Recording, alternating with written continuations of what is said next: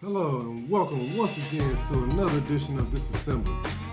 Our last episode we left off in Bereshit 20, verse 16. Today we're going to pick it up in verse 17 and move right on over to chapter 21. Thank you for joining with me this day. I know you have a lot of things to do, as do I, but this is going to be much more important and much more educational for you to learn this and make it a part of what you think you already know and expand on.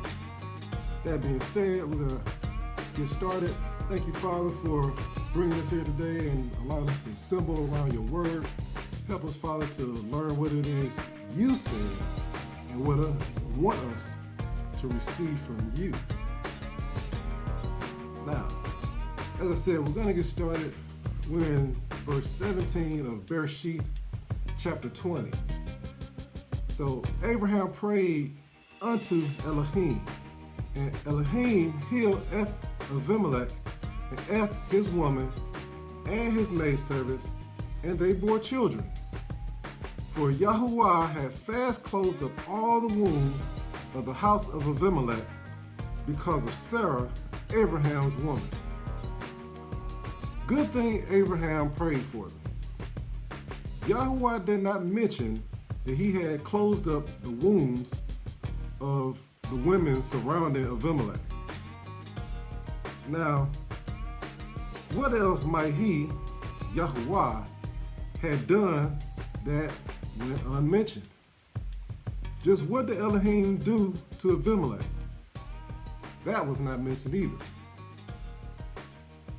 So as we can see, there are things here in Scripture that go unmentioned until later on. You know, you kind of see that there were things happening that was going on behind the scenes while we were only reading about a particular topic. Other things were going on. So don't be fooled by things not being mentioned and think that, you know, life is just standing still. No, other things are happening in the background that's not being mentioned. There's a lot here in Scripture, but there's a lot that's not here. So, however he did that, however he closed up their wombs, well, now they were open. All right. Verse 1 of chapter 21, Bereshit. And Yahuwah visited Sarah as he had said, and Yahuwah did unto Sarah as he had spoken. Yahuwah visited Sarah. He came in the flesh to visit this woman to keep his word. He was in the flesh and visited a woman, all right? This was the appointed time, which he had spoken of. So my curiosity is, what did Yahuwah do to Sarah? Did he have to perform some sort of surgery or operation in order to make her capable of conceiving? Did he just touch her or look at her, blow his life-giving breath in her, on her? What did he do? It goes unmentioned. So I guess this is one of those mysterious, moments where he does something and now she's able to conceive. She's pretty old, like 90 or 89, something like that. So whatever he did was quite amazing. Verse 2, for Sarah conceived and bore Abraham a son in his old age, at the time set of which Elohim had spoken to him. Here, unlike with Adam and Kua, it is not spoken that Abraham knew his woman and she conceived. She conceived after Yahuwah did unto her, whatever it was that he did. Did he artificially inseminate her? This is an interesting detail that is missing. Again, it was something miraculous because she was old. Either way, Yahuwah did it to her. So what did he do? Verse 3, and Abraham called the name of his son that was born unto him, whom Sarah bore to him, Yitzchak. The child was Abraham's. Although Sarah carried and gave him birth, the son was Abraham's. Therefore, Abraham named him. And his first son, Ishmael, was around 14 at this time. Verse 4. And Abraham circumcised his son, Yitzchak, being 8 days old, as Elohim had commanded him. This verse is here, I think, to further add to the emphasis of Abraham's continued obedience. He was told this some time ago when he was promised, a few things. We're not going to go into that. We already covered it. But circumcision was part of his, I guess you could say, part of his command that he will follow to show that he is obedient to Yahuwah. It's painful, but it's necessary. It's a necessary part of being part of the family, if you will. Verse 4. And Abraham circumcised his son, Yitzchak, being 8 days old, as Elohim had commanded him. Verse 5. And Abraham was 100 years old when his son Yitzchak was born unto him. Now they went backwards a little bit and reiterated that Abraham was 100 years old when Yitzchak was born. Now, just in the prior verse, we read that Yitzchak was circumcised. Now they went back just a little bit to emphasize how old Abraham was. Yahuwah prophesied Yitzchak's birth a year prior. He also said that Yitzchak would be his name. Now, just to illustrate, Yitzchak don't sound like something I would, think of when it comes to a name. That had to be, otherworldly or something. That's a wild name. All right. Verses 6 through 8. And Sarah said, Elohim has made me to laugh, so that all that hear will laugh with me. And she said, who would have said unto Abraham that Sarah should have given children suck? For I have borne him a son in his old age. And the child grew and was weaned. And Abraham made a great feast the same day that Yitzchak was weaned. Now here's an example of feelings being mentioned here in Scripture. Sarah was, obviously moved by Elohim that she was able to carry a child. She was able to conceive.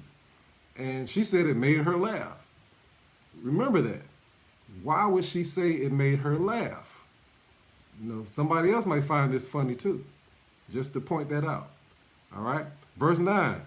And Sarah saw the son of Hagar, the Mitzri, which she had borne unto Abraham mocking. All right. Sarah took offense to the mocking by Ishmael, the son of Hagar. Prior to this, there seems to be no problems between them.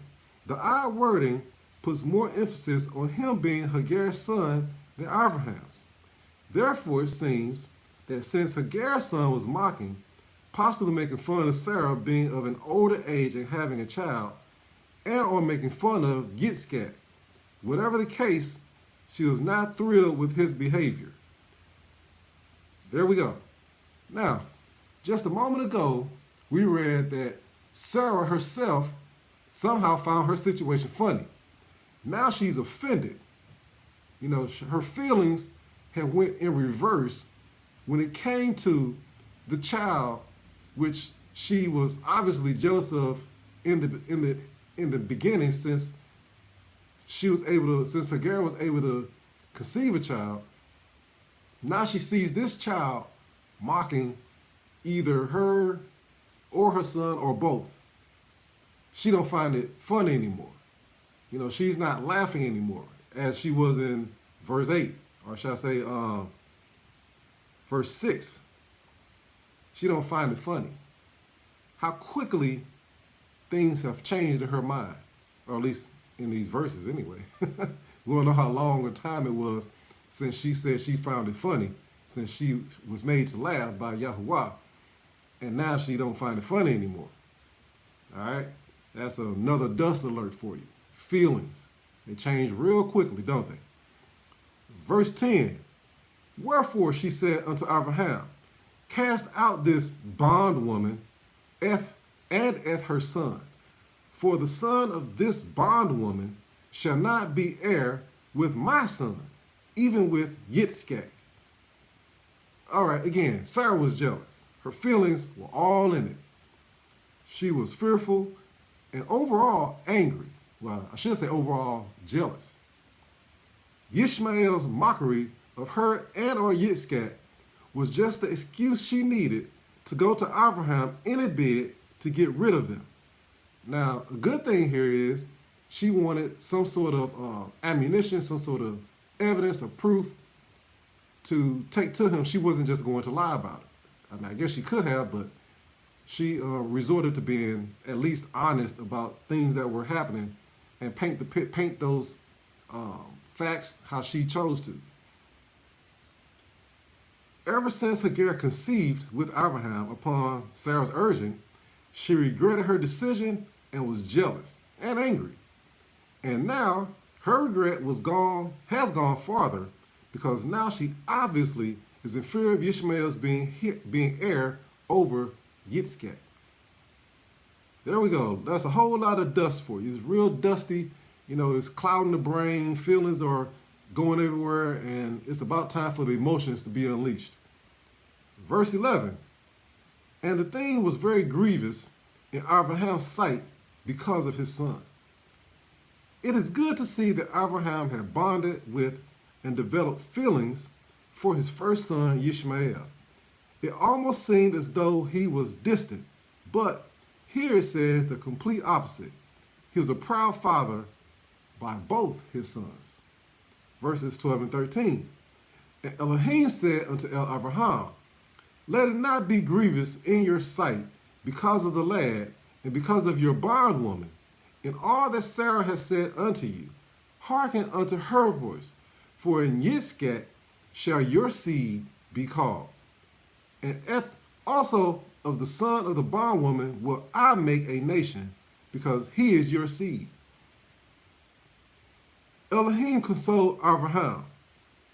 It was seen that Yahuwah did as well, seeing how he said that I will make a nation.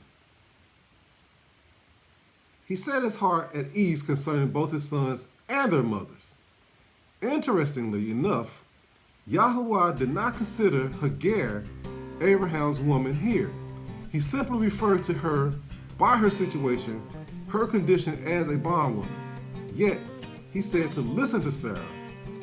And Yahuwah said, both sons shall be blessed through him. All right, we're going to wrap this up right here. And I do urge you to join with me on the next episode of Disassembly, where we will pick this up on verse 14 and 15 and watch how dusty our ancestral dusty old souls, how they made a mess of everything, and how Yahuwah will keep his word. Until then, say shalom, and I hope you enjoy this good day.